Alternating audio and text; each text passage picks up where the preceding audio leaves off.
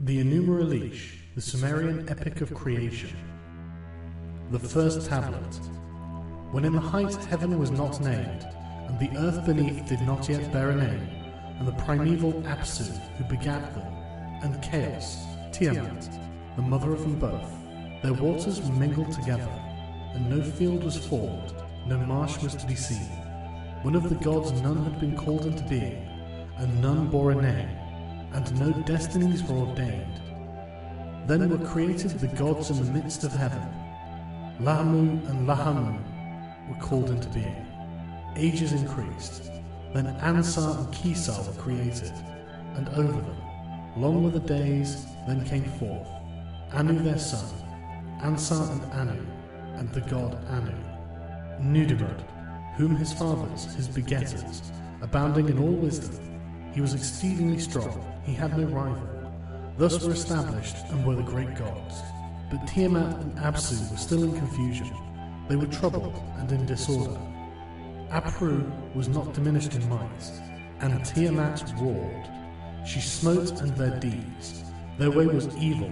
Then Apsu, the begetter of the great gods, cried unto Mummu, his minister, and said unto him, O Mummu, thou minister that rejoicest my spirit, come unto Tiamat and let us go.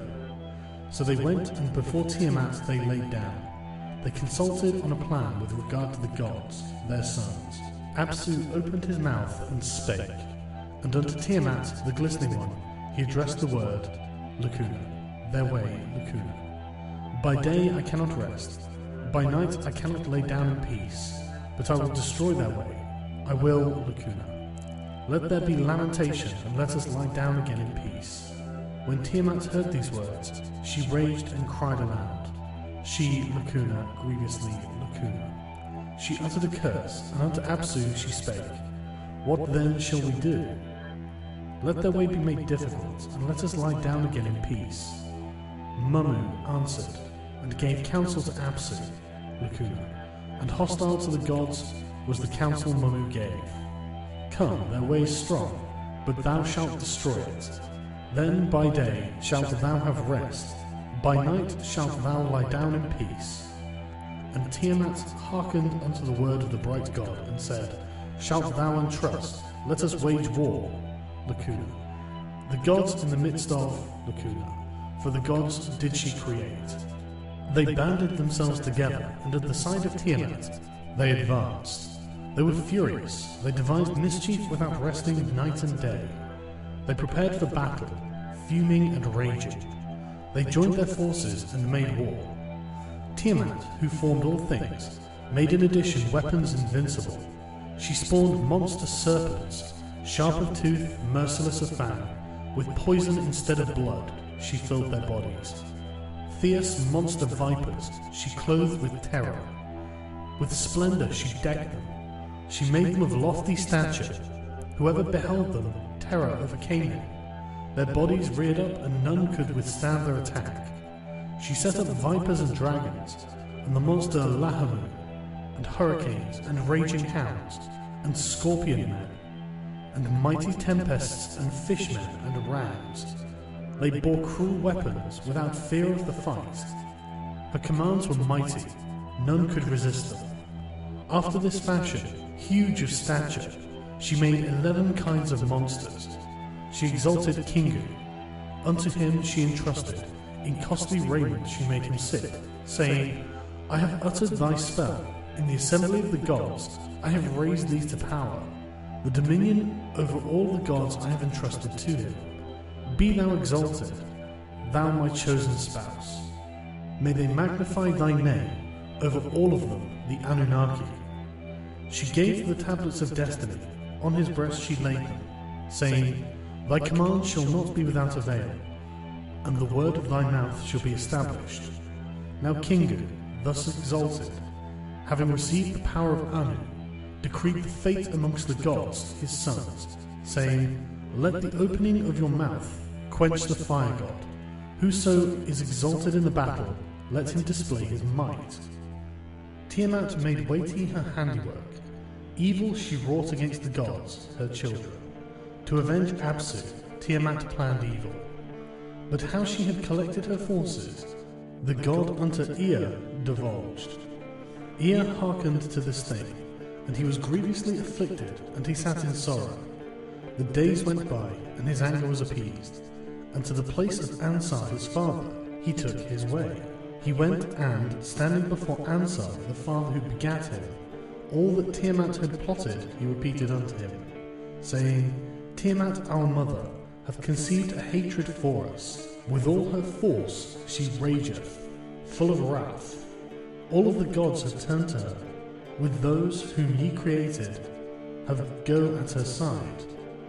Tiamat uttered wild, piercing cries. She trembled and shook to her very foundations.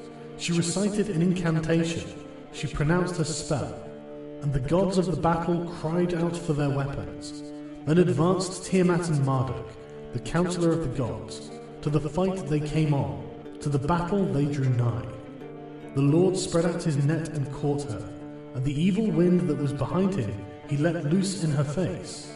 As Tiamat opened her mouth to its full extent, he drove in the evil wind. While as yet she had not shut her lips, the terrible winds filled her belly, and her courage was taken from her, and her mouth she opened wide. He seized the spear and burst her belly. He severed her inward parts. He pierced her heart. He overcame her and cut off her life. He cast down her body and stood upon it.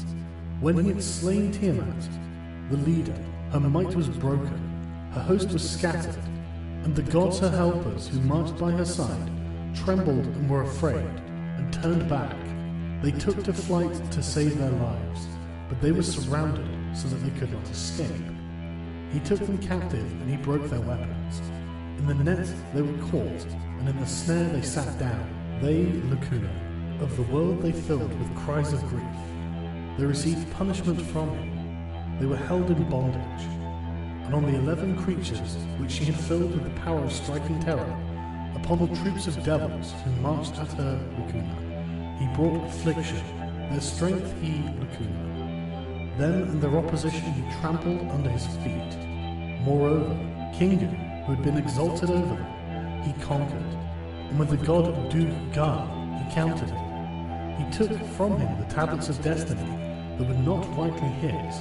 He sealed them with a seal, and in his own breast he laid them. Now after the hero Marduk had conquered, and cast down his enemies, and had made the arrogant foe evil, and had fully established Ansar's triumph over the enemy, and had attained the purpose of Nudimmud, over the captive gods, he strengthened his durance, and into Tiamat, whom he had conquered, he returned.